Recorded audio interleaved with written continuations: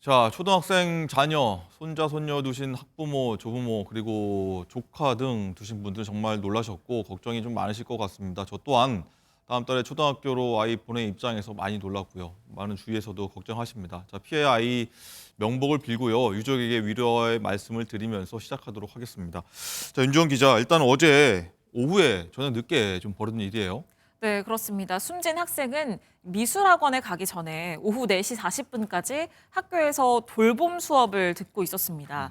그런데 돌봄 수업을 마친 아이가 학원에 가는 버스를 타지 않았다. 그리고 이 유가족도 아이와 연락이 닿지 않으면서 학교와 학교 주변을 찾아다니다가 오후 5시 18분쯤에 경찰에 실종 신고를 하게 되는데요. 네.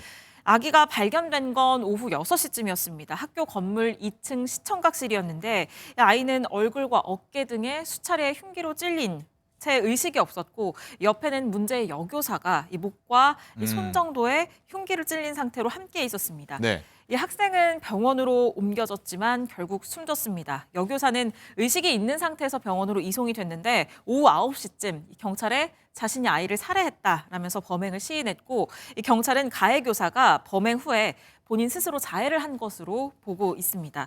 여교사는 수술을 받았는데요. 경찰은 이 여교사의 건강이 회복되는 대로 정확한 범행 동기 그리고 범행 경위 등을 확인할 방침입니다. 네.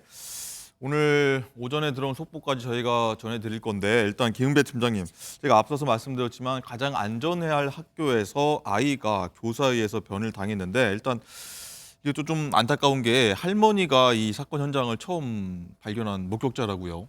그렇습니다. 보도에 따르면 현장을 처음 발견 목격한 거는 피해자 아동의 할머니라고 하는데 네. 당시 아이가 학교 수업을 끝나지 않습니까? 그러면 이제 돌봄 교실에 가고 또 4시 40분경에 학원을 가야 되는데 네. 학원을 안 갔다는 소리를 듣고 할머니가 먼저 찾기 시작했던 거예요.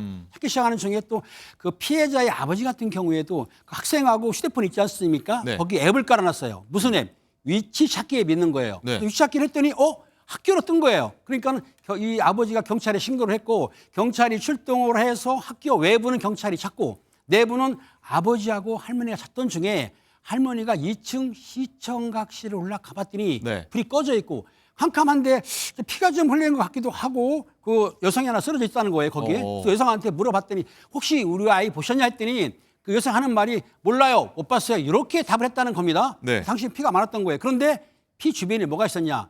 그 피해 아동의 가방하고 물통이 있었던 거예요. 수상한 상황이죠. 예. 그래서 잠깐 기다리는데 이 여성이 일어나서 시청각 문을 잠가버린 거예요. 그러니까 할머니가 열 수 없으니까 마침 그때 경찰이 와가지고 문을 발로 찬 다음에 열고 들어갔습니다. 그 뒤로 바로 119 급대가 도착을 했고요. 와 봤더니 피해 아동이 쓰러져 있었고 그 여성도 쓰러져 있으니까 두 사람 다 병원으로 후송을 했는데 그 피해 아동 같은 경우에는 상처가 심해서 그만 사망을 했고 그 여성 같은 경우는 현재 네. 살아있는 거거든요. 그렇기 때문에 이 내용은 그 당시에 그 앱을 깔았기 때문에 사실은 위치 추적을 했기 때문에 빨리 좀 발견했지만 안타깝게도 사망한 사건이죠. 그렇군요. 이 피해 아동 핸드폰의 어플리케이션, 그리고 아버지와 피해 아동 아버지와 그 어플리케이션 연결돼 있었는데 윤주원 기자, 일단은 그 위치 추적 말고도 휴대전화 이 주위에 있는 이 소리들을 피해 아동 핸드폰으로 다 들어와서 아버지가 들을 수 있었다는 그런 얘기도 있어요. 네, 그렇습니다. 이 휴대전화에 깔려있는 어플리케이션이 자녀 보호 기능 어플리케이션인데요. 그렇다면 전화를 하지 않더라도 그 휴대전화 주변에서 무슨 소리가 나는지 소리를 네. 들을 수가 있었습니다. 이 아버지는 딸과 연락이 닿지 않으니까 4시 40분쯤부터 연락이 닿지 않았잖아요. 그러니까 4시 50분쯤에 휴대전화를 통해서 이 주변 소리를 들었는데 아이의 목소리는 들리지 않았고 여성의 거친 숨소리 그리고 가방 지퍼를 여는 소리가 계속 들렸다고 합니다. 이 아버지는 아이가 지난주부터 이 미술학원에 다니면서 4시 40분까지 학교에 남아있는 아이는 우리 애가 유일했다라면서 네. 아이가 혼자 있는 것을 알았을 것이고 또 흉기도 직접 챙겨온 것 같다. 계획 범죄가 아닐 수 없다. 지금 이렇게 얘기를 하고 있습니다. 네. 자, 이번 범죄가 뭐 우발적이냐 계획 범죄냐 뭐 얘기가 좀 나오는 것 같은데 팀장님, 일단은 아이가 그 시각에 혼자 학교에 남는 걸 알았다라고 하고 뭐 직접 흉기를 뭐 챙겨갔다 이런 얘기도 들리지 않습니까? 이건 어떻게 해봐야 됩니까? 지금 상황은 사실은 우발적 범죄인지 계획 범죄인지는 아직 확인할 수는 없습니다. 왜냐하면 아이가 혼자 있는 거를 이 교사가 알았고 또 흉기를 다른 데서 구입해서 갖고 왔다고 한다면 계획 범죄가 확실한데 그걸 몰랐고 지나가다가 시청각실 지나가다가 아이가 혼자 있는 걸 보고 들어왔다고 한다면 계획범죄는 아닐 수도 있습니다. 어찌됐든 지금 보는 거에서는 가장 중요한 거는 흉기를 소지하고 왔다고 한다면 흉기가 있다면 다른 사람을 위해하지 않습니까? 그래서 흉기를 소지했다 하면 계획범죄일 가능성이 매우 큰 것으로 볼 수가 있는 것이죠. 네. 어쨌든 아버지의 피해아동 아버지의 말씀이라는 거 전부 전해드리고 김 팀장님 또 하나 이제 쭉 제 얘기 듣다 보니까 좀 떠오르는 게 일단 실종 인지부터 발견까지 1시간이 좀 1시간 10분 정도인가요? 그 정도까지 걸린 것 같은데 빨리 좀 조치를 취해서 수색을 좀 더 빨리 했더라면은 좀 막을 수 있지 않았을까 이런 생각도 드는데 안타까운 지점입니다, 이 부분이. 그렇습니다. 만약에 이게 지금 당시에 좀 빨리라도 출동했으면 다행인데 아마 앱에 실종 신고를 해서 수색을 하는데 사실은 특정 장소가 정확히 나오지 않았기 때문에 네. 그 근방을 수색하다 보니까 시간이 끌었던 건 사실이에요. 만약에 좀 더 빨리 출동했고 119 구급대도 빨리 갔다고 한다면 생명을 구할 수도 있을까 싶긴 한데 실제적으로 현장에 도착했을 때는 이미 아이는 거의 사망한 상태였거든요. 그렇기 때문에 실제적으로 그런 앱을 깔아서 연락했지만은 조금 늦은 감은 있지만 어찌됐든 간에 그렇다 하더라도 앱을 깔고 위치적한 것만큼은 잘한 것이죠. 네. 자, 윤정 기자 그리고 저 친할머니가 일단은 목격자 최초 목격자라고 했는데 그 상황 좀 자세히 좀 설명 좀 해주시죠. 네, 이 친할머니가 이 사건 현장을 가장 처음 발견을 했는데요. 이 시청각실의 창고의 문을 처음 연 게 바로 친할머니입니다. 문을 열었더니 창고 안에 깜깜한 장소인데 어떤 성인 여성이 피를 흘리면서 쓰러져 있었고 이 주변에는 본인 손녀의 가방 그리고 물통이 있었다고 하는데요. 네. 바닥은 이미 피로 흥건한 상황이었다고 합니다. 이 친할머니가 여교사에게 우리가 어딨냐 이렇게 얘기를 했더니 여교사는 없다, 모르겠다 이렇게 대답을 했다고 하는데요. 이 사이에 경찰과 다른 가족들이 시청각실로 몰려왔는데 네. 이 가해 여교사가 안에서 창고 문을 잠갔고 결국 경찰이 이 창고 문을 부수고 들어가야 했던 그런 상황으로 지금 전해지고 있습니다. 네.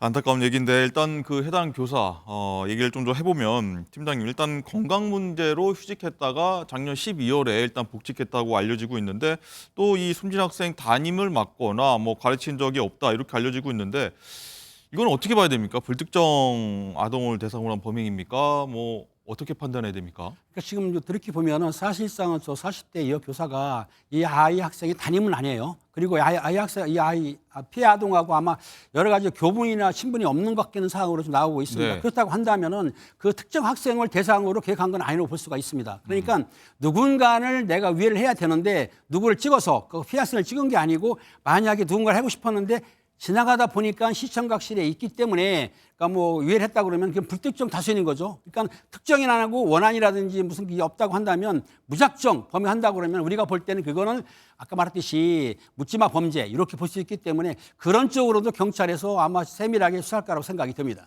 네. 자, 그 조금 전에 들어온 속보부터 한번 또 볼 텐데 윤정 기자 일단 이 해당 교사가 며칠 전에 학교에서 뭐 다른 동료 교사와 좀 실랑이를 벌이고 또 난동이 있었다 이런 얘기도 있더라고요. 네, 그렇습니다. 이런 사건의 조짐이 이미 있었던 건데요. 이 사건이 발생하기 나흘 전, 그러니까 지난 6일에 이 교사가 폭력적인 성향을 보였고 네. 이게 굉장히 좀 당시 상황이 심각했던 걸로 보입니다. 이 지난 6일에 이 동료 교사의 팔을 꺾는 행동을 한 건데요. 네. 이 여교사가 당시 웅크리고 앉아 있었더니 다른 동료 교사가 무슨 일이냐 이렇게 물으러 왔는데 당연한 일이죠. 네, 이 동료 교사의 팔을 꺾고 난동을 부린 겁니다. 그래서 주변에서 다른 동료 교사들이 이걸 뜯어 말렸어야 할 정도였다고 하는데 당시 경찰의 신고는 이뤄지지는 않은 걸로 지금 전해지고요. 네. 이후에 학교 측에서는 이 해당 교사가 지난해 말에 지금 건강상의 이유로 휴직을 했다가 복직을 했기 네. 때문에 다시 휴직을 해라 이렇게 강하게 권고를 했고 또 복직과 관련해서도 이 대전시 교육청에 대책 마련이 필요하다 이런 입장을 전달을 했는데 교육청은 같은 병력으로 더 이상 휴직을 하는 것은 불가능하다.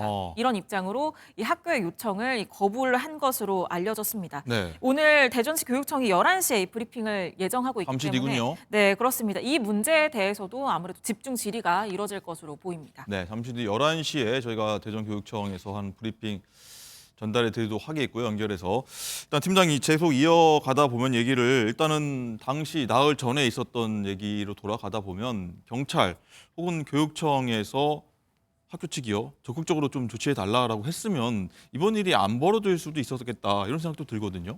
그렇습니다. 되돌아보면 사실상은 그 가해 여교사가 4일 전에도 아마 동료 교사하고 무슨 뭐 폭력 행위가 있었던 것 같아요. 네. 그거는 경찰에 출동을 안 했다고 합니다. 요청 자체에서 정리한 건데 그리고 이 가해 여교사가 건강상의 문제가 있다고 한다면 교육청에서 정근을 시키든지 아니면 휴직을 시켰어야 되는데 네. 작년 12월 달에 복지시켰다고 들었거든요. 그러면 완전하게 건강이 회복 안 했는데도 복지시킨다. 그럼 상당히 위험하지 않습니까? 만약에 복직을 안 시켰다고 한다면 당연히 이 사건이 발생 안 했겠죠. 그렇죠. 지난 일이지만. 그렇기 때문에 아마 교육청에서는 교사들의 인권도 중요하지만 건강상의 문제가 있는 교사들은 복직시키는 데는 판단을 좀 적절하게 또 세밀하게 해야 될 것 같습니다. 네. 일단은 유족들이 말한 계획 범죄 정황이 있고 또 직접 교사도 좀 어느 정도 자백은 좀 했다고 하는데 아직까지 뭐 자백 외에는 증거가 없는 상황이고요. 팀장님 어떻게 보십니까? 경찰 수사 방향이 어느 쪽으로 가야 된다고 보십니까? 가장 중요한 건 가해자의 피의자 신문 쪽 진술인데요. 언제 어떻게 육가원칙에 따라 조사를 받습니다. 그런데 가해자는 거짓말할 수도 있지 않습니까? 그러면 가해자가 갖고 있던 휴대폰 네. 그리고 그 피해자가 갖고 있던 휴대폰 그리고 학교에 설치된 CCTV 그리고 또 중요한 건 뭐냐면 흉기 같은 거 구입한 내용이 있지 않습니까? 네. 그런 문제 그리고 동료 교사들의 참고인 진술 이런 걸 확인하다 보면 범죄가 어느 정도 윤곽이 나고요. 또 중요한 거는 피해 아동이 사망했기 때문에 아마 국립과학수사연구원에서 부검을 할 거예요. 부검하게 되면 사망 원인이 정확히 나오지 않습니까? 네. 이런 걸 종합하다 보면 실제적으로 이 여교사가 가해한 내용에 대해서 그런 동기라든지 그런 내용이 조사하면 나오기 때문에 조금 시간이 걸리더라도 정확한 내용은 나올 거라고 생각이 듭니다. 네. 어쨌든 여기서 가장 가슴이 좀 무너지고 속이 아플 당사자 바로 유족들일 텐데 유족들 얘기 지금 어떤 얘기 나오고 있습니까? 네, 일단 말씀드린 것처럼 처음으로 이 아이를 발견한 게 친할머니인데 네. 이 손녀의 죽음에 도 불구하고 이 할머니는 첫 목격자이기 때문에 경찰에 목격자 진술을 해야만 했거든요. 네. 그런데 이 당시까지만 해도 이 사건 직후에 이제 취재진들이 물었을 때까지만 해도 이 할머니가 하나도 실감이 나지 않는다. 금방이라도 할머니 하고 올 것 같다. 이 말만 되풀이를 했다고 하고요. 네. 또 응급실로 이 학교 교직원들도 찾아왔다고 하는데 당시 일부 유족은 굉장히 슬픔과 흥분에 사로잡혀서 아이 하나도 지키지 못하고 여기가 어디라고 왔냐 이렇게 얘기를 하면서 강하게 밀치기도 했다고 합니다. 시신이 응급실에서 나와서 이 장례식장으로 들어갈 때 이 아이 어머니가 정말 오열을 했는데 네. 이 아버지는 본인도 마음이 너무 힘들겠지만 아내를 애써서 달래면서 토닥였다고 하고요. 또 이 아이가 지금 동생이 있는데 이 둘째 딸이 아무래도 이 충격을 굉장히 크게 받을 수도 있지 네. 않겠습니까? 그렇기 때문에 이 A 양의 아버지는 병원에서 이 언니가 영양주사를 맞고 갈 거다. 그러니까 집에서 조금만 기다려라. 이렇게 애써 자기 아이, 둘째 아이도 다독이고 그랬다는 내용이 지금 전해지고 있습니다. 네. 피해 학생의 아버지는 이 기자들과의 인터뷰에서 교사가 자기 분에 못 이겨서 아무 죄도 없는 우리 아이를 죽였다라면서 또 다른 피해자가 나와서는 안 된다 이렇게 강조했습니다. 그렇군요. 너무 안타깝습니다. 어쨌든 이 새 학기가 사실 뭐 보름 남짓 정도밖에 남지 않아서 이 학부모들, 조부모들, 뭐 초등학생들도 마찬가지로 이 소식을 접했을 것 같은데 굉장히 걱정하고 좀 겁이 난다 이런 생각을 할 것 같은데 학교에서도 어쨌든 안전 점검 좀 밑에서 해야 될 것 같고요. 오늘 오전에 최상목 대통령 권한대행도 여기에 대해서 언급을 했습니다. 어떤 얘기인지 한번 들어보시죠. 어제 대전에서 발생한 초등학생 사망 사건에 깊은 애도를 표합니다. 학교는 가장 안전해야 할 공간이기에 이번 사건은 더욱 안타깝고 마음이 아픕니다. 교육부와 관계기관은 이번 사건을 철저히 조사하고 다시는 이와 같은 일이 발생하지 않도록 필요한 대책을 마련해 주십시오. 신학기가 얼마 남지 않았는데 우리 학생들이 안전한 환경에서 생활할 수 있도록 점검해 주시기 바랍니다. 네, 김배 팀장님 일단은 과거에도 뭐 이런 일들이 좀 왕왕 있긴 했었지 않습니까? 어쨌든 많은 분들이 좀 걱정을 할 것 같은데 불안감에 많이 휩싸일 것 같고요. 어떤 부분을 앞으로 좀 신경 써야 될 것 같습니까? 그렇습니다. 지금 시민 학부모들이 학교가 안전하지 않으니까 걱정이 많은데 네. 가장 좋은 것은 그 학교 입구에 검색대를 설치하고 교실마다 경찰관을 배치하면 되는데 네. 사실상 이거 힘들지 않습니까? 그렇죠. 그렇기 때문에 학교를 개방하는 과정에서 외부인들 들어오지 못하게 하고 또 들어온다 하더라도 수십 번 검사를 하고 또 그리고 수업 중에는 외부인들이 못 들어오게 어느 정도의 강구를 해야 될 것 같고요. 그리고 중요한 건 뭐냐면 학교 시설을 개방한다 하더라도 개방하는 차원에서 시민들한테 도움이 될지 모르지만은 학생을 위해서는 좀 엄격하게 선별을 해야 되고 다시 한 번 말씀드리지만은 학교는 공부하는 곳이지 않습니까? 거기에 일반인들 개방한다 하더라도 제 생각에는 어느 정도 소지품 같은 정도까지는 좀 검색하는 게 어떨까 음. 그 생각이 드는 것이기 때문에 이번 사건으로 안타깝게 또 그 피해 아동이 사망을 했는데 학교는 학교입니다. 공부하는 곳이기 때문에 최대한 보호를 해야 된다고 생각합니다. 알겠습니다. 잠시 뒤 11시부터 초등학생 피살 관련해서 대전교육청에서 사건 브리핑이 예정돼 있으니까 저희가 현장 연결해서 어떤 얘기가 나오는지 한번 들어보도록 하겠습니다.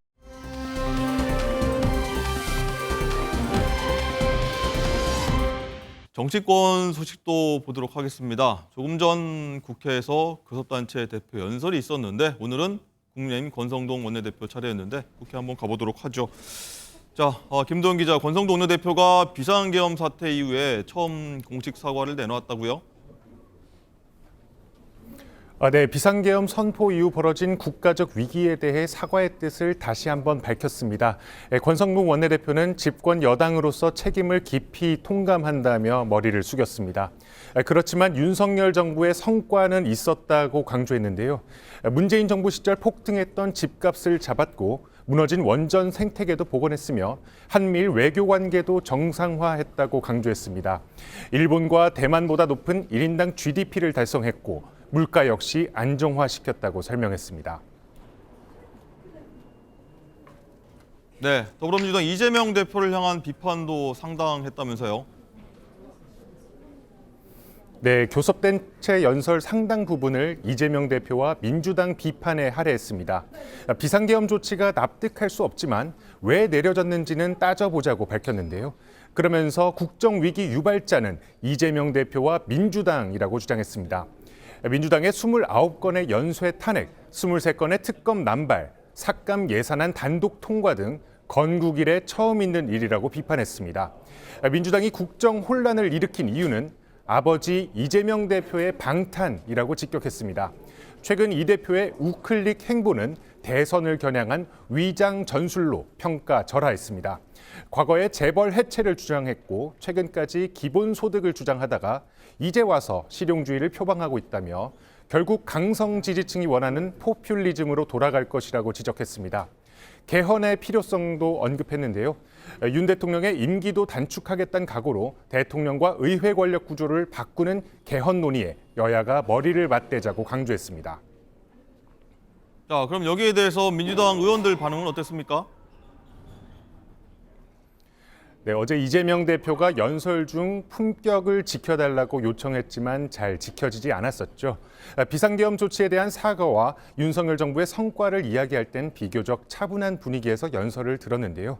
이재명 대표를 비판하면서 민주당 역시 큰 소리로 항의하는 모습이 연출됐습니다. 특히 아버지 민주당의 방탄 때문이라고 언급한 부분에서는 민주당의 고성이 쏟아졌습니다. 여야가 공감대를 보인 부분도 적지만 있었는데요. 권 원내대표가 삭감 처리한 올해 예산안을 원상 복원하고 보완하면 추경 논의를 반대하지 않는다고 밝히면서 논의가 진전될 가능성도 나오고 있습니다. 지금까지 국회 롯텐더홀에서 MBN 뉴스 김도형입니다.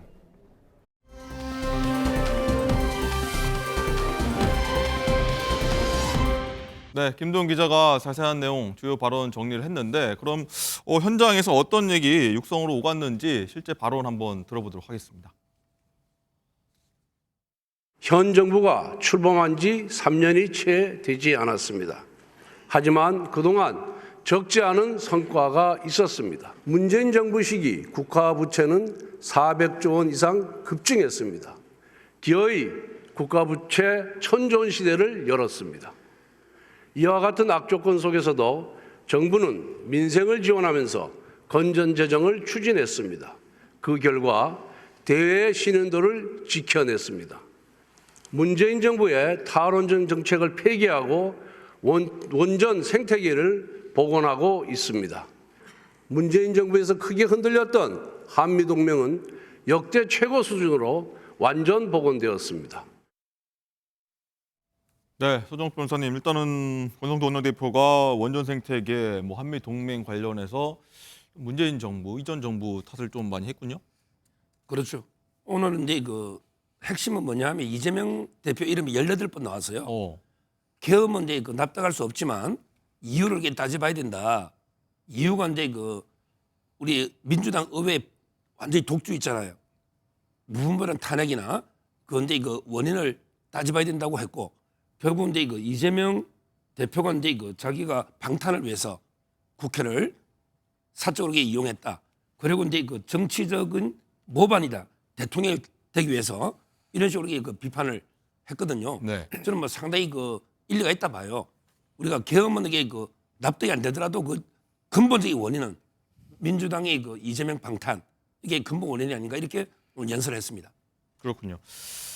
이재명 대표를 어떤 지금까지 말씀하셨던 부분에 대해서 또 권성동 원내대표가 하나하나 또 비판한 부분이 있습니다. 그 부분까지 한번 듣고 오도록 하겠습니다.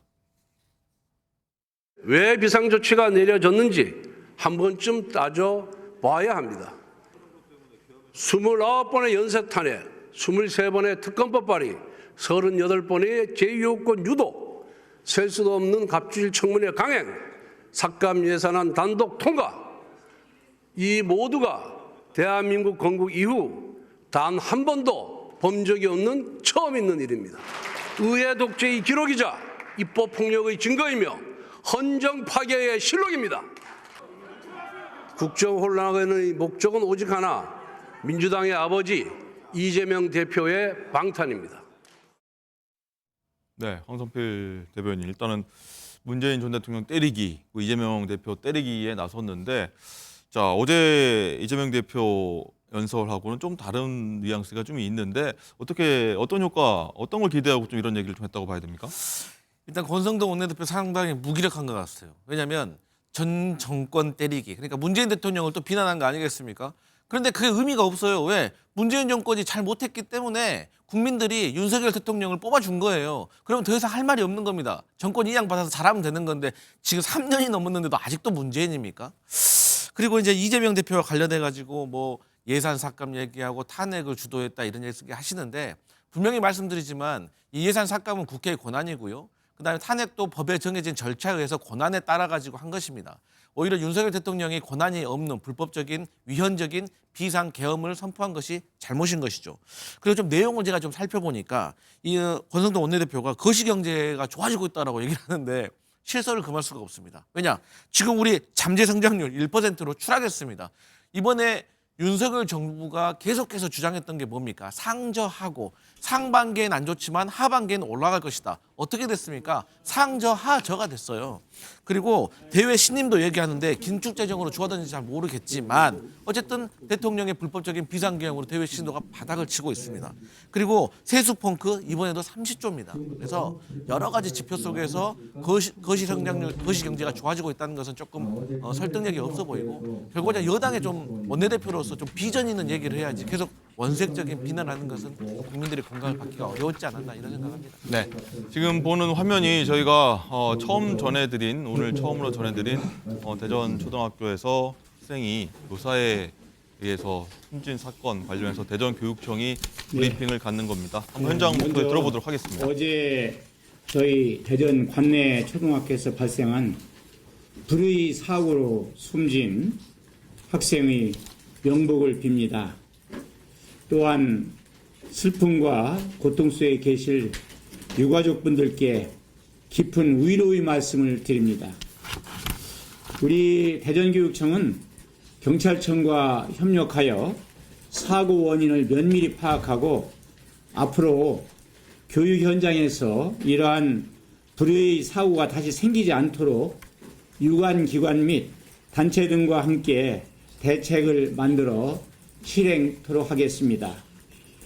어제 사건과 관련한 자세한 사항은 저희 우리 최재모 교육국장님께서 설명드리도록 하겠습니다.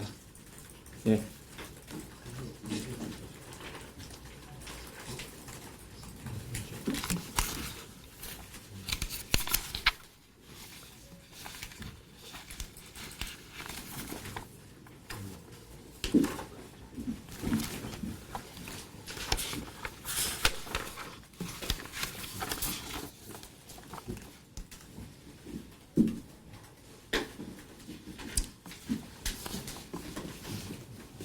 어제 2월 10일 16시 30분경 대전 A초등학교에서 재학 중인 1학년 여학생을 기다리던 모 학원 차량기사가 학생이 내려오지 않자 돌봄교실로 연락을 하였고 돌봄교실에서는 학생이 내려갔다고 하였으나 이후 재차 연락을 하여도 학생이 오지 않아 해당 학교 교사들이 학생을 찾기 시작하였습니다.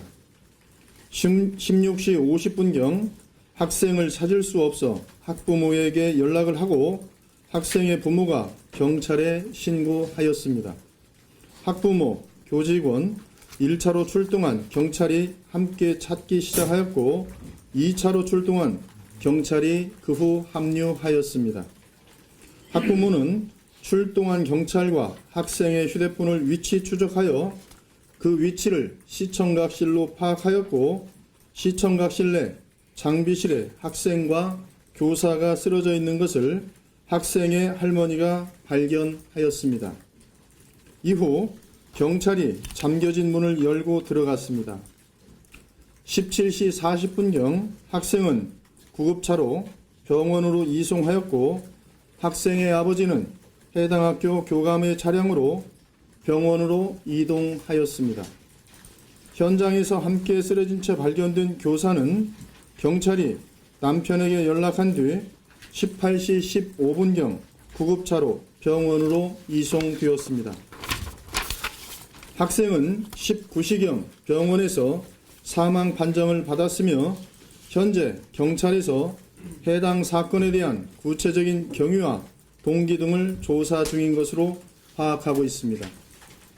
관련 교사는 당초 2024년 12월 9일부터 6개월간 질병휴직 중이었다가 2024년 12월 30일자로 조기 복직한 교사로 휴직 전까지는 2학년 담임 교사였으나 지난 12월 말 복직 후에는 교과 전담 교사로 근무 중으로 해당 학교가 12월 27일부터 방학 중인 관계로 실질적인 수업은 이루어지지 않았던 것으로 확인됩니다. 해당 학교는 2월 11일 휴업을 실시하고 이후 교육청에서는 학교와 협의하여 학사 일정을 조정할 예정이며 긴급 심리정서 치유를 지원할 수 있도록 하겠습니다. 교직원을 대상으로는 트라우마 위기 대처 긴급 상담을 에듀힐링 센터에서 지원할 예정이며 학생을 대상으로는 본청 및 교육지원청 위센터에서 심리 상담을 지원할 계획입니다.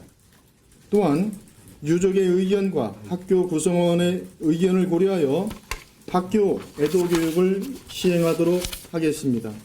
또한 오늘부터 2월 14일까지 애도 기간으로 정하여 안타깝게 유명을 달리한 우리 학생에 대한 추모의 시간을 갖도록 하고자 합니다. 우리 교육청은 앞으로 이와 같은 가슴 아픈 일이 재발되지 않도록 교육부, 경찰, 유관기관 등과 협조하여 관련 원인을 면밀하게 살펴보고 재발 방지 대책을 철저히 마련하도록 하겠습니다. 이상으로 초등학교 학생 사망 사고에 대해 말씀드렸습니다. 네, 다음으로 질의답변 시간 갖도록 하겠습니다. 질의하실 기자님들은 손을 들어주시고 소명하시면 소속 언론사와 성함을 말씀해 주시기 네, 바랍니다. 초등학생 8살 김하늘 양 피살 관련해 대전교육청에 브리핑이 있었는데요. 자, 윤지원 기자, 일단은 사후의 조치들을 많이 발표를 했는데 안타깝게 이렇게 변이 벌어지고 나서 이렇게 조치를 취한다는 게 좀 안타깝긴 합니다. 네, 그렇습니다. 이 사건 경위는 저희가 앞서서 말씀드린 것과 거의 비슷하다고 보시면 되겠고요. 좀 새로 나온 내용은 이 해당 교사가 6개월간 질병 휴직 중이었는데 지난해 12월 30일자로 조기 복직을 한 것이었다고 조기 복직을 합니다. 했다. 네, 그렇습니다. 휴직 전까지는 2학년 담임이었는데요. 네. 그런데 이후에 이 복직한 이후에는 교과목 교사로 근무를 했고요. 실질적인 수업은 진행을 하지 않고 있는 상황이었다고 합니다. 교육청은 지금 학교와 협의를 해서 학사 일정을 조정을 할 예정이고 또 말씀하신 것처럼 트라우마 위기 대처 긴급 상담 등 이 심리 상담 지원을 할 예정이라고 하고요. 학교에서 애도 교육을 시행을 하게 되는데 2월 2월 14일까지 앞으로 나흘간 애도 기간으로 정해서 이 학생에 대한 추모의 시간을 갖도록 한다고 합니다. 이 학생 8살 김하늘 양인데요. 네. 이 교육청은 재발 방지를 위해서 이 대책을 마련하겠다 이렇게 얘기를 했지만 이 범행을 사전에 막지 못했다라는 부분에 있어서 또 특히나 이 범행의 조짐이 이 교사가 미리 보인 부분이 있었다라는 나흘 점에 전에요. 있어서 네 그렇습니다. 그런 부분에서 이 비판을 피하지 못할 것으로 보입니다. 자, 이 얘기 잠깐 나누고 넘어가도록 하겠습니다. 이 서정욱 변호사님, 일단은 나흘 전에 이 해당 교사가 동료에게 난동을 부려서 좀 휴직 권고가 들어갔는데 교육청에서 아예 같은 사유로 휴직이 안 된다고 했기 때문에 사실 이 사단이 벌어지긴 한 거거든요. 어떻게 보십니까?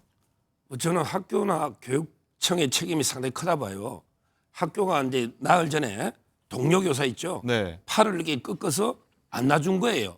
이건 정상적인 행동이 아닙니다. 그런데 그때 경찰 신고를 안 한 거예요. 왜 그때 안 하죠? 이거는 상적으로 도저히 납득할 수 없는 행동이잖아요. 이럴 때 경찰에 신고하면 좀 더 철저하게 그 예방 조치나 경찰이 관심 가질 텐데 네. 학교 측의 책임도 저는 있다 보고요. 그다음에 그 교육청은 왜 이게 동일한 사유로 휴직이 안 되는지 저는 이해가 안 돼요. 항상 이게 건강상의 문제가 있으면 네. 철저하게 그 건강 체크를 해야 되잖아요. 검사를 해서 이상이 있으면 이게 그 2번 아니라 3번, 10번이라도 휴직하거나 아니면 이게 그 교직에서 뭔가 이게 나가게 해야 되잖아요. 철저한 검진 후에요. 예. 근데 무조건 동일한 사유는 2번 안 된다? 이거는 이게 말도 안 되는 거죠. 따라서 교육청과 학교 책임은 피하기 어렵다고 봐요. 네. 강선필 대변인 일단은 뭐 사후에 여러 대책을 내놨는데 이전에 좀 이런 조치를 해놨으면은 많은 일들이 학교에서 벌어지지 않습니까? 이런 것들을 종합해서 사전에 내놨더라면 이런 일이 벌어지지 않았을 것 같다. 좀 지적이 잇따를 것 같습니다. 그러니까 가장 보호받아야 할 초등학생이 사실 보호받지 못했다는 것. 그리고 이게 어느 정도 예견이 됐었고 막을 수가 있었는데 이게 막지 못했다는 점. 그야말로 만시지탄인 거죠. 그러니까 초등학생한테 있어서 선생님은 되게 중요한 역할을 합니다. 저도 지금 아주 오래전이지만 초등학교 때 선생님 하셨던 말씀이 종종 기억나는 것이 있거든요. 그만큼 초등학교 시절은 더 중요하고 예민하기 때문에 이 선생님들에 대한 건강 상태도 면밀하게 체크가 되어야 된다. 그리고 어쨌든 질병 휴직과 관련해 가지고의 어떤 행정적으로 문제가 좀 있었던 것 같습니다. 이것은 정말 이 국가가 나서서 어떤 법적 보완이 좀 필요한 상황이 아닌가 그렇게 느껴집니다. 지금 관련 질의응답이 오가는 것 같습니다. 현장 목소리 잠깐 들어보도록 하겠습니다. 반복되는 그 사항에 대한 어떤 유심한 관찰이 좀 있을 수 있는데 이번 건 같은 경우는 교사가 단 1회에 한해서 휴직을 한 상태였기 때문에 저희들이 질병휴직심의위원회를 개최할 해당 사유는 없었습니다. 이 점 말씀드렸고요. 그다음에 교원 양성 과정이라든가 임용 과정에서 어떤 정신질환에 대한 부분을 어떻게 할지는 저희 교육청만의 어떤 문제가 아니라 17개 시도 공통의 문제라고 생각이 됩니다. 오늘 그 아침에도 이제 부총리께서도 본청을 방문하셨고 이와 관련된 여러 가지 상황 파악하시고 대책에 대해서 말씀을 주신 바가 있습니다.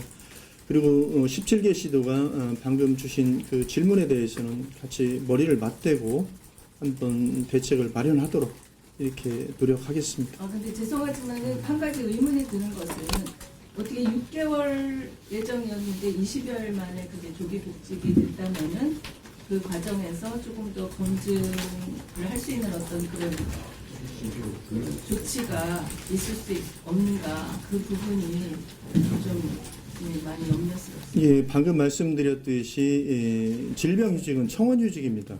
본인이 내가 병이 있으니까 휴직을 하겠다라고 진단서를 첨부해서 요청을 하면 저희들이 이제 휴직을 명하는 것이고요. 만약에 휴직이라는 것은 휴직 사유가 소멸하면은 소멸 즉시 복직을 해야 됩니다. 그러면 저희들이 휴직 사유가 소멸된다고 판단하는 것은 전문가의 소견입니다. 근데 거기 정신과 의사가 일상생활이 가능할 정도로 회복되었다라는 소견이 붙어 있는 상황에서 저희들이 이게 반복적이지 않기 때문에 그걸 신뢰할 수밖에 없었습니다. 그래서 복직을 명한 것입니다.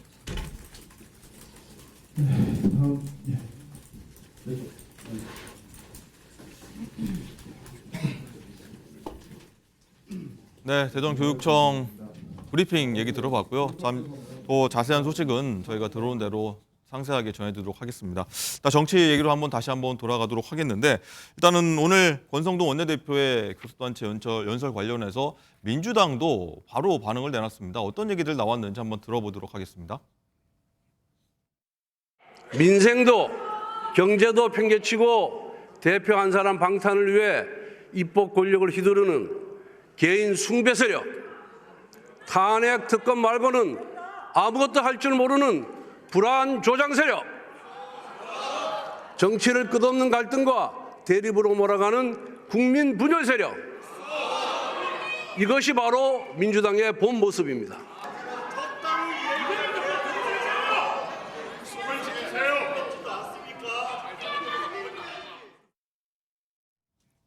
네, 민주당 의원들이 일부 좀 야유를 보내는 장면을 봤는데 어제 이재명 대표가 연설할 때 우리 당 의원들은 좀 조용히 할 테니 국민의힘 의원들 좀 자제해달라 했는데 뭐 비슷하긴 합니다. 민주당도. 어떻게 보셨습니까? 왜냐하면 권성동 원내대표께서 하셨던 말씀이 사실 참을 수 없게 만드는 면이 좀 있습니다. 그러니까 윤석열 저는 그중에서도 가장 인상 깊었던 것이 어쨌든 간에 윤석열 대통령의 어떤 불법적인 비상계엄에 대해서 옹호하는 듯한 발언을 하시면서 오히려 국정 혼란의 주범은 민주당과 이재명 세력이다라고 말을 하니 어떻게 참을 수가 있겠습니까? 제가 오늘 그 만평 하나 소개시켜 드릴게요. 네. 강도가 장난감 총을 들고 은행에 들어갔어요. 꼼짝마 그랬습니다. 어제 벌어진 사건이죠. 네. 그런데 결론적으로 아무 일도 일어나지 않았어요. 돈도 훔치지 못했고 사람도 다치지 않았습니다. 그러면 강도는 아무 일도 없었으니까 그냥 집에 보내주면 되는 겁니까? 아니잖아요. 어떤 배경에서 그랬는지, 총은 진짜 총을 챙기려고 했던 건지, 정말 장난감 총을 챙기려고 했던 것인지, 은행의 어떤 과도한 금리에 대해서 경고를 하려고 했던 것인지 아닌 것인지, 이런 거에 대해서 어쨌든 처벌을 해야 되는 거 아니겠습니까? 여기까지 말씀드리겠습니다. 네, 서 변호사님, 적절한 비유입니까? 지금 이제 그 불능 미수라는 게 있어요.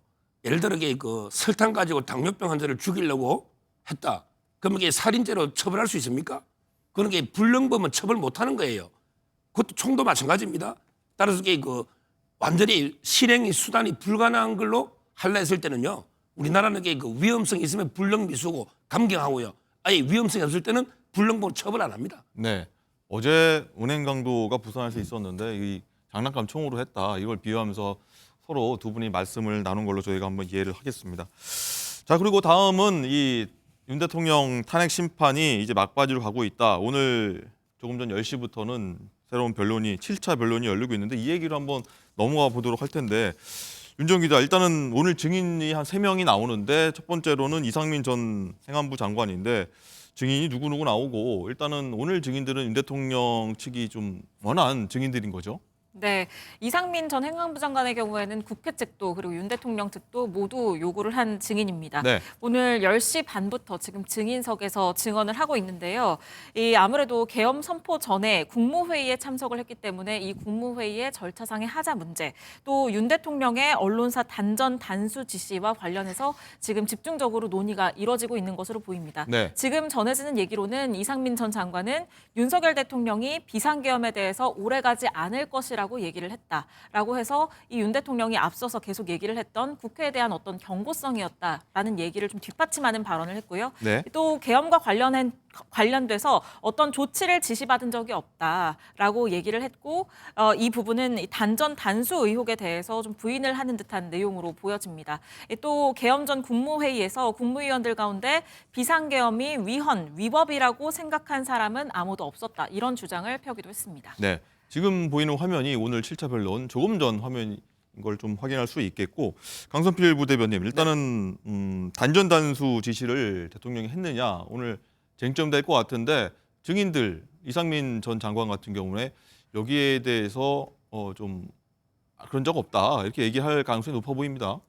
저는 이제 그런 적 없다라는 표현보다 답변하기 어렵다, 답변이 제한된다 이런 말을 하지 않을까 그렇게 국토특위에서 했던 것처럼요. 네, 맞습니다. 그러니까 이제 윤석열 대통령의 공소장에 보면 윤석열 대통령이 계엄날 11시 뭐 한 30몇 분인가 그쯤에 이상민 장관에게 말했다는 거 아닙니까? 이 경찰이 어쨌든 간에 뭐 어떤 진압을 하거나 체포를 하거나 그렇게 올 테니까 거기에 대해서 소방청에 말을 해가지고 단전 단수에 협조해달라고 지시를 한 것이고 이상민 장관도 소방청장에게 먼저 지시를 하고 이 소방청장은 소방청 차장에게 소방청 차장은 서울시 재난관리 본부장에게까지 이게 지시가 됐는데 결국 여기서는 위법한 지시라고 생각을 했는지 단전 단수에 협조하지 않았던 것입니다. 그러니까 참 희한합니다. 이 검찰에는요 영화에서 봤던 그 진실의 방이 있는 것 같아요. 검찰에 가서 조서를 꾸밀 때는 다 사실을 말하다가 검찰 나와서 탄핵 심사에만 들어오면 이상하게 답변을 할 수가 없다고 하거든요. 그런데 저희가 많은 사건들을 보면 직접적인 증거가 없을 때도 있습니다. 그럼에도 불구하고 범죄를 누가 저질렀는지 누가 지시했는지 다 밝혀집니다. 왜 그렇습니까? 이 정황 증거도 있고 그 안에 지시받았던 사람들이 있기 때문인 것이거든요. 그리고 이게 거부할 수 없는 어떤 명백한 증거들이 또 예상치 못한 곳에서 튀어나오게 되어 있습니다. 그렇기 때문에 저는 이상민 장관이 본인의 형사 재판과 관련해서 또 답변 못한다느니 혹은 윤석열 대통령의 관계 때문에 또 기회가 된다면 윤석열 대통령에게 유리한 발언을 할 수도 있지만 결국에는 국민들이 보고 있고 진실은 밝혀진다 이렇게 말씀드리겠습니다. 네. 이상민 전 장관이 오늘 탄핵 심판에서 증언한 내용들이 사실 오후에 나오기 때문에 지금 당장 보여드릴 수는 없습니다. 그래서 최근에 내란 국조특위 청문회에 출석했을 때 증인 선서 거부하고 침묵으로 일관하기도 했는데 그 모습 한번 보도록 하겠습니다. 계엄이 지속되던 2시간 동안 어디 가서 뭐 하셨습니까? 증언하지 않겠습니다. 누구 만나셨습니까? 증언하지 않겠습니다. 증감법 3조 제1항과 형사소송법 제148조에 의해서 증언하지 않겠습니다. 뭐하니 이 자리에 나오셨어요? 소환을 하셨기 때문에 나왔습니다. 자, 서 변호사님, 일단은 오늘 탄핵 심판에서는 이상민 전 장관이 발언을 할지 구체적으로 상세적으로 질의에 대답을 할지도 관심인데 여러 가지 쟁점이 있지 않습니까? 얘기를 할 걸로 보이십니까? 예, 많이 할 걸로 보이고요. 지금 많이 하고 있다고 속보가 뜨고 있습니다. 일단 이게 단전 단수는 검찰에만 공정이 있고요. 네. 경찰에 조사한 건 또 없어요. 왜 이게 그런 겁니까? 중구난방이죠. 그거 대통령이 지적했잖아요. 여러 기관이 공차고 네. 막 이게 경쟁적으로 수사하다 보니까 혼선이 있고 일관성도 없고요. 상당히 그 중구난방이다. 대통령이 오늘 발언권 얻어서 한 이야기입니다. 단전 단수도 이게 마찬가지예요. 예를 들어 이게 신문사에 수돗물 끊는다? 이게 가능이라는 이야기입니까? 신문사, 방송사 네 군데라고 하죠. 실제 그렇게 이루어지지 않았잖아요. 그렇게 상상할 수도 없는 이야기다. 이렇게 보고요. 네. 오늘 그 정언은 많이 쏟아내고 있습니다. 이태원 참사 때 북한이 간첩이 이걸 가지고 그 대통령 끌어내리라. 사회 전복 이런 게 정언도 하고요. 그다음에 본인 탄핵이 9대0으로 기각됐잖아요. 이것도 이야기하고요. 또 이번에도 또 탄핵하려니까 사임했잖아요. 이런 식으로 그 탄핵 문제 남발 이것도 정언하고 아마 오늘은 이제 헌재가 마지막 정언이기 때문에 네. 저는 가능하면 그 본인이 아는 범위 내에서 많은 게 진술이 나올 걸로 이렇게 예상이 되고 이미 나온 걸로 지금 보입니다. 네. 일단 하나 더 질문 드리면은 이 검찰 신문 조서를 증거를 쓸 수 있냐 없냐를 두고도 또 굉장히 헌재의 결정을 두고 말이 많은데 아니 검찰에서 했던 얘기, 경찰에서 했던 얘기 이게 또 말이 다르면은 어떻게 이걸 다 증거를 채택할 수 있느냐 이렇게 또 윤 대통령 측에서는 좀 얘기를 하고 있는데 이 부분은 정리가 좀 필요하지 않을까 싶어요. 지금 이제 헌재는 박근혜 대통령 때가 설레니까 합법이라는 거예요. 네. 근데 박근혜 대통령 때도 불법이면 그걸 바로 잡아야 되잖아요. 박근혜 대통령 한 번 잘못했다 해서 이게 설레니까 또 잘못하겠다. 이건 말이 안 되고요. 일단 수사 기록을 보내달라는 게 불법이에요. 헌재법에 보면 재판, 소추, 수사 중인 기록은 이게 송부 촉탁을 못하게 돼 있어요. 그런데 본인들은 시행규칙을 할 수 있다는데 제가 찾아보니까 그런 말이 없어요. 네. 이건 대국민을 상대로 이게 거짓말한 겁니다. 수사 기록을 송부할 수 있다는 시행규칙이 없어요. 그리고 시행규칙이 있더라도 이게 법이 안 된다고 돼 있잖아요. 네. 송부받은 자체가 불법인데 문제는 이게 받았다 하든 이게 증거로 또 2020년에 법이 바뀌었어요. 형사소송법 예, 관련이죠. 2020년에 형소법이 네. 검사가 작성한 조서도 당사자가 이제 동의하지 않으면 증거로 쓸 수 없다. 피고인 또는 변호인이 그 내용을 인정할 때만 한정해서 증거 인정한다. 그렇습니다. 그 부분이죠. 그러면 이게 박근혜 대통령 때하고 이게 2020년에 법이 또 바뀌었잖아요. 그러니까 저는 송부 요구가 이게 불법인데 그나마 이게 또 불법 서류를 또 이게 그 법이 바뀌었는데 그대로 이게 증거로 쓰겠다. 한마디로 이게 이진우 수방사령관이 너 정언했잖아요. 네. 그런데 이 정언보다 검찰의 정언을 우리에게 증거로 해서 믿겠다. 다른 그러면 부분입니다. 총을 쏘고 들어가 4인 1조대 끌어내. 그다음에 2번, 3번 계엄하겠다. 이러면 이게 누가 이게 헌법재판 말라 합니까? 그냥 조서로 끝내죠. 저는 이게 도저히 납득이 안 되는 헌재가 불법을 자행하고 있다 봅니다. 네. 강성필 대변인께 한 번 더 질문 드려야 될 것 같은데 아까 언급하셨지만 어쨌든 네. 검찰 조서와 헌재에서 나왔던 증언이 다른 부분에 대해서 네. 일괄적으로 증거 채택을 할 것이냐. 헌재 측에서는 일단은 우리들이 알아서 신빙성, 증언에 대한 신빙성을 판단하겠다고 하거든요. 뭐가 맞는 겁니까? 어떻게 해야 됩니까? 그러니까 소송 지휘권은 재판부한테 있는 겁니다. 그리고 왜 그러면 헌법 재판관들이 말씀하신 것처럼 논란이 있음에도 불구하고 검찰 신문 조서를 채택한다고 했을까요? 채택보다 어떻게 면밀히 따져보면 참고한다는 건 말이 맞겠죠. 그런데 재판관이 되어가지고 위에 있으면 다 보인다고 하더라고요. 뭐가 보이냐? 이게 지금 증인들이 나와서 하는 말이 진실을 말하는 것인지 아니면은 상황에 따라 선택적으로 말하는 게 다 보인다는 다 거예요. 보인다. 똑같은 사람이 봐도 보이는데 자 그러면 증거를 대볼까요? 네. 김용현 전 장관의 변호인 이분이 정광훈 목사의 또 장로시더라고요. 근데 이분이 그 이진우 수방사령관이 탄핵 심판 증인으로 출석하기 전날 이분을 면회를 했습니다. 그래서 어떤 얘기가 나왔을까요? 그런데 이진우 그 수방사령관이 검찰에서는 아니 윤석열 대통령이 본인한테 얘기했을 때는 비상계엄과 관련해서 다 합법적인 줄 알았다. 그래서 나는 합법적인 한도 내에서 한 줄 알았고 두 번째 통화에서는 자기한테 화를 내더라. 나는 왜 화를 내는지 이해를 못하겠다. 그리고 끌어내라고 4명에서 한 명을 끌어내라고 하는데 내가 막 답을 못하니까 막 다그치면서 화내더라. 이것을 부관도 들었다. 이런 얘기 아닙니까? 그런데 이랬던 분이 다시 탄핵 심판에 나와가지고 그 전날은 윤석열 대통령이 보냈다고 의심이 되어지는 변호인과 접견을 하고 나더니 와서 탄핵 심판에 나와서 변론을 제대로 하지 않는 거예요, 증언을. 네. 그러니까 재판관들은 이게 오염이 됐다고 생각할 수 있기 때문에 검찰 신문 조서를 보고 싶은 것이죠. 알겠습니다.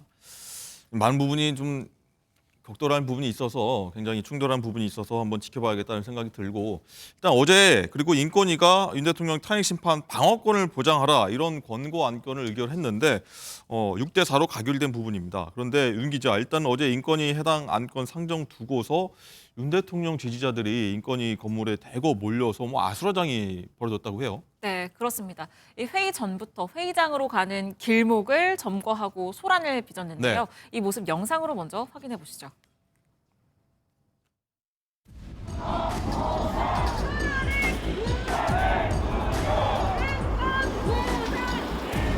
우리가 이 자리에 서 있는지 좀 설명할 필요가 있을 것 같습니다.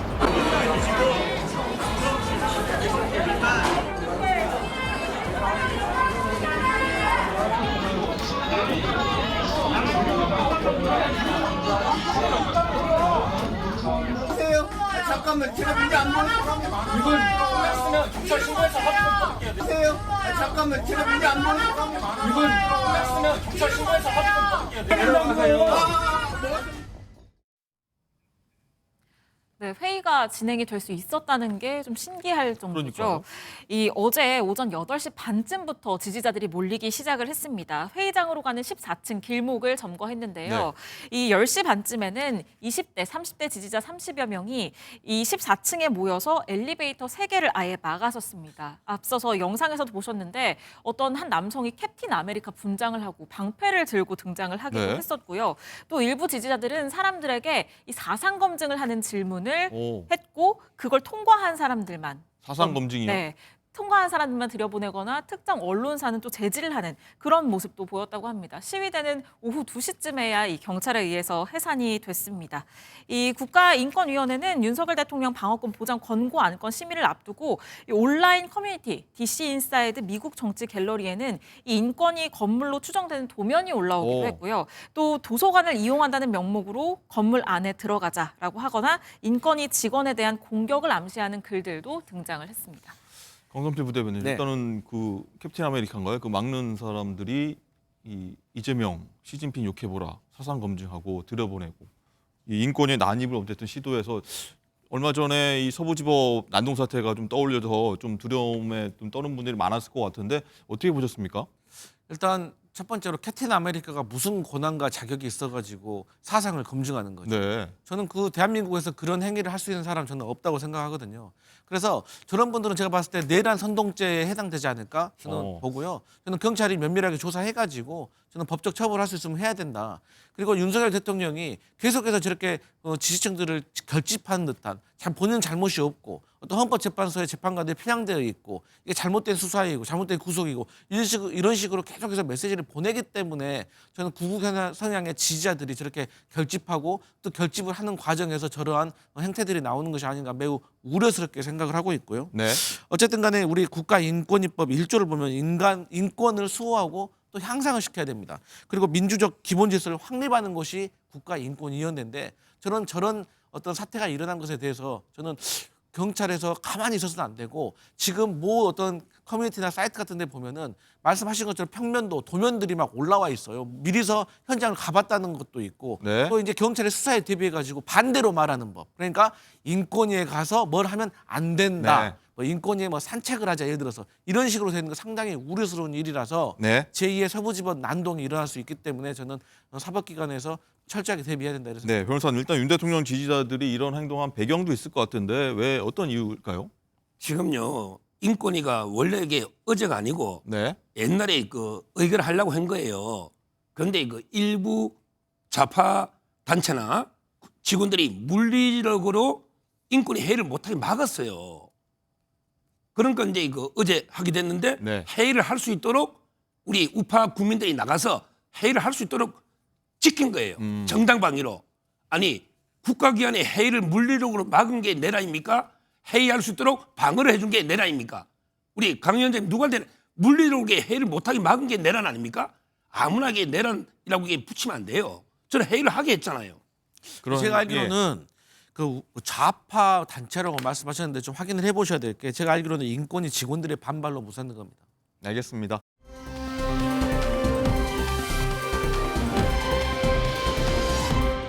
라이브픽입니다. 트럼프 대통령이 현직 대통령 최초로 미국 최대 스포츠 행사 중 하나인 슈퍼볼을 직관했는데요. 진귀한 장면들이 연출됐습니다. 가족들과 함께 관중석에 선 트럼프 대통령, 국가가 연주되자 거수 격례를 기도합니다. 1쿼터가 끝나고 연인 트래비스를 응원하기 위해 경기장을 찾은 세계적인 팝스타 테일러 스위프트가 전광판에 얼굴을 비쳤는데요. 갑자기 야유가 쏟아졌습니다. 지난 대선 스위프트는 트럼프의 경쟁자였던 카멀라 해리스 전 부통령을 지지했고 현장에 있던 트럼프 지지자들이 스위프트에게 야유를 퍼부은 겁니다. 여기에 경기가 끝난 이후 트럼프 대통령은 SNS에 스위프트가 야유를 받는 영상을 올리곤 조롱하며 뒤끝을 보였고요. 승리를 거머쥔 이글스 팀의 팬들은 스위프트의 연인이 소속된 치프스 팀의 유니폼을 불태우기도 했습니다. 당선이 된 후에도 끝없는 여론전을 펼치는 트럼프 대통령의 모습이네요.